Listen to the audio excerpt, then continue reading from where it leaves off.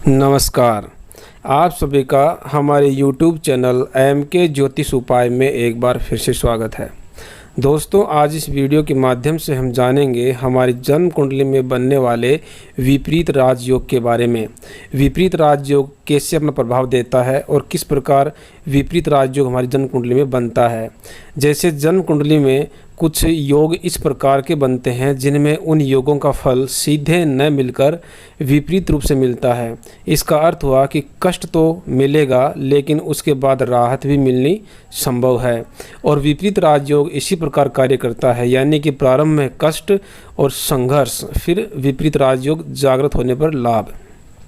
सामान्य रूप से विपरीत राजयोग जन्म कुंडली के 6वें, 8वें और 12वें भाव के स्वामी ग्रह से माना जाता है, लेकिन जन्म कुंडली के 3रे और 11वें भाव के स्वामी ग्रह भी हमारी जन्म कुंडली में विपरीत राजयोग की तरह ही स्थिति बना सकते हैं। अतः हम 3रे और 11वें भाव के स्वामी ग्रह के बारे में भी बात करेंगे कि किस प्रकार ये हमारी जन्म कुंडली में विपरीत राजयोग का निर्माण करते हैं। लेकिन उससे पहले जान लेते हैं 6वें, 8वें और 12वें भाव के स्वामी ग्रह द्वारा बनने वाले विपरीत राजयोग के बारे में।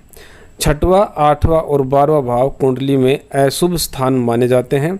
जब इन भावों के स्वामी आपस में स्थान परिवर्तन करते हैं या इन भावों के स्वामी इन्हीं किसी भाव में हो तो भी विपरीत राजयोग का निर्माण हमारी जन्म कुंडली में होता है।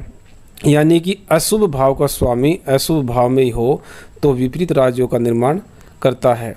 इन तीनों भावों से विपरीत राजयोग 3 प्रकार से बनता है। उन 3 प्रकार में सबसे पहला प्रकार है हर्ष नामक विपरीत राजयोग। ये राजयोग तब निर्मित होता है जब हमारी जन्म कुंडली में 6वें भाव का स्वामी 6वें भाव में हो, 8वें भाव में हो या फिर 12वें भाव में हो और बलवान अवस्था में हो, और जिस भाव में वो ग्रह हो उस भाव का स्वामी भी अच्छी स्थिति में हो, तो ये राजयोग अपना पूर्ण प्रभाव प्रदान करने में सक्षम होता है। इस योग में 6वें भाव का संबंध 6वें, 8वें भाव या 12वें भाव से माना जाता है। इसलिए यह योग व्यक्ति को अपने शत्रुओं पर विजय प्राप्त करने की क्षमता देता है।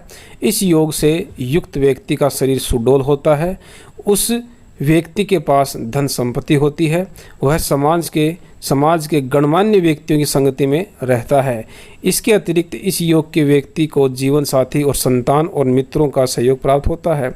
लेकिन साथ ही लग्नेश का बलाबल जरूर देखें, क्योंकि किसी भी विपरीत राजयोग के पूर्ण प्रभाव के लिए लग्नेश का भी बलवान होना ज़रूरी है। अब इसी प्रकार जो दूसरा विपरीत राजयोग है उसको सरल नामक विपरीत राजयोग के नाम से जाना जाता है। और ये राजयोग तब हमारी जन्म कुंडली में बनता है जब हमारी जन्म कुंडली के 8वें भाव का स्वामी 6वें, 8वें या फिर 12वें भाव में हो और बलवान अवस्था में हो। सरल नामक विपरीत राजयोग अपने नाम के अनुरूप होता है।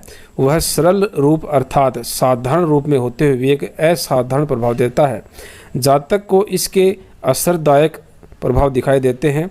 यह योग ऐसे समय पर जातक को फल देता है जब व्यक्ति एक ऐसे स्थान पर अटक जाता है, किसी परेशानी में पड़ जाता है और उसे महसूस होता है कि वह इस स्थिति से निकल नहीं पाएगा।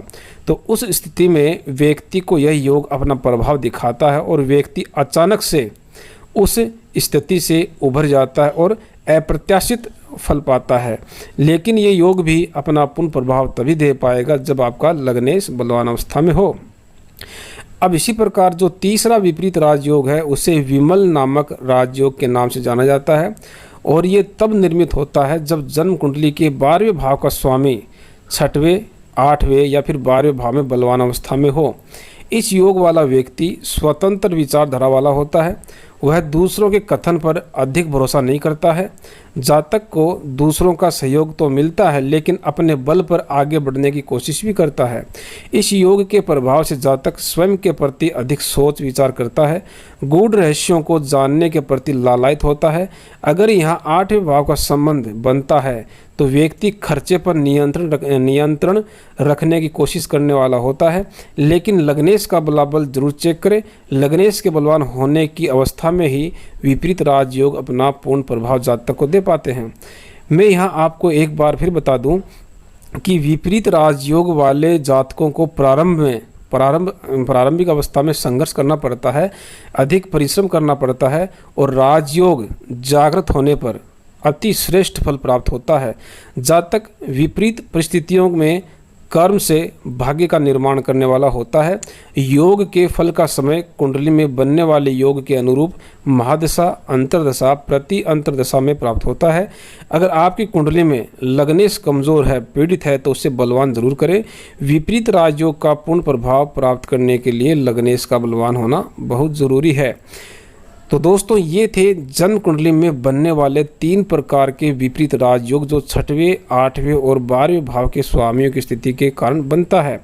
अब हम अंत में बात करेंगे जन्म कुंडली के 3रे और 11वें भाव के स्वामियों द्वारा बनने वाले विपरीत राजयोग के बारे में। जैसे जन्म कुंडली के 3रे या 11वें भाव का स्वामी 6वें, 8वें या 12वें भाव में हो तो ये विपरीत राजयोग की तरह ही फल प्रदान करने वाला होता है, लेकिन ये बलवान अवस्था में हो। साथ ही जिस भाव में ये ग्रह हो उस भाव का स्वामी भी अच्छी स्थिति में हो, लेकिन लग्नेश का बल भी अवश्य चेक कर लीजिएगा। तो चलिए जान लेते हैं 3रे और 11वें भाव के स्वामी ग्रह द्वारा बनने वाले विपरीत राजयोग के बारे में। अगर जन्म कुंडली में 3रे या 11वें भाव का स्वामी 6वें भाव में हो तो आप शत्रुहंता होते हैं। आप डॉक्टर या वकील हो सकते हैं। आप पुलिस विभाग या आर्मी वगैरह में भी कार्यरत हो सकते हैं, या आप ऋण देकर ब्याज के माध्यम से भी धनार्जन करने वाले हो सकते हैं तथा इस क्षेत्र से अच्छा धनागमन भी कर सकते हैं। ननिहाल पक्ष से भी आपको लाभ मिलेगा, लेकिन ग्रहों का बलाबल जरूर चेक करें, साथ ही अन्य ग्रहों का प्रभाव भी, क्योंकि ग्रह की कमज़ोर अवस्था और अन्य ग्रहों का प्रभाव आपको यहाँ इस क्षेत्र से धनागमन न करवाकर इस क्षेत्र में पैसे भी बर्बाद करवा सकता है। जैसे यहाँ आपका 6वें भाव का ग्रह कहीं कमज़ोर और पीड़ित है, साथ ही लग्न, पराक्रम या आय भाव का ग्रह भी कहीं कमज़ोर या पीड़ित है, और 6वें भाव में बैठे पराक्रमेश या आयस पर कोई अशुभ दृष्टि हो तो आप शत्रुओं से, बीमारी से या ऋण से भी पीड़ित हो सकते हैं। अतः ग्रहों का बल और अन्य ग्रहों का प्रभाव अवश्य देखें। मैं यहाँ एक बात और बता दूं कि 6वें भाव पर मंगल का प्रभाव हो किसी भी प्रकार तो आप किसी को ऋण देने का कार्य बिल्कुल भी ना करें, ये ध्यान रखें। अब अगर 3रे या 11वें भाव का स्वामी यानी पराक्रम भाव का स्वामी और आय भाव का स्वामी ग्रह जो है वो अष्टम भाव में हो तो आप तंत्र मंत्र, आध्यात्म, ज्योतिष, किसी गुप्त ज्ञान, लॉटरी सट्टा, शेयर मार्केट या ससुराल पक्ष से भी आपको धन लाभ हो सकता है। किसी प्राकृतिक आपदा से या ज़मीन से निकलने वाली वस्तुओं से भी आपको धन लाभ हो सकता है, और आपको इन सभी से अचानक धन लाभ हो सकता है, जिससे आपके जीवन में अचानक परिवर्तन आ सकता है। लेकिन मैं फिर कहूँगा कि ग्रहों का बलाबल जरूर देखें, कहीं संबंधित ग्रह कमज़ोर हुए तो इन्हीं चीज़ों में आपकी जमा पूंजी या धन बर्बाद भी हो सकता है। अब अगर आपकी जन्म कुंडली में 3रे या 11वें भाव का स्वामी ग्रह 12वें भाव में बलवान अवस्था में हो और 12वें भाव का स्वामी भी कहीं बलवान हो तो आप जीवन में भोग विलास का आनंद लेने वाले होंगे। चंद्र भी अच्छी स्थिति में हुआ तो आप अच्छी नींद का और अच्छे बिस्तर का आनंद लेने वाले होंगे। आप अपने ऐशो आराम पर और धर्म कर्म पर व्यय करेंगे। वैवाहिक सुख भी आपका अच्छा होगा। पिता के छोटे भाई बहनों से भी आपको लाभ मिलेगा। लेकिन मैं यहाँ फिर आपको बता दूं कि ग्रहों का बल जरूर चेक करें। तो दोस्तों, आप भी इसी प्रकार अपनी कुंडली में देख सकते हैं और विपरीत राजयोग के बारे में जान सकते हैं। अगर विपरीत राजयोग कमज़ोर अवस्था में है तो ग्रहों की कमज़ोरी दूर करें, ग्रह को बलवान करने के उपाय करें। और अगर आपको अपनी कुंडली के बारे में कोई जानकारी लेनी है या आप अपनी कुंडली का विश्लेषण हमसे करवाना चाहते हैं तो आप हमें हमारे नंबर पर कॉल कर सकते हैं या फिर हमें व्हाट्सअप कर सकते हैं। तो दोस्तों, आज इस वीडियो में इतना ही। मैं आशा करता हूं कि ये जानकारी आपको पसंद आई होगी। अगले वीडियो में एक फिर नई जानकारी के साथ आपसे मुलाकात होगी। तब तक के लिए नमस्कार।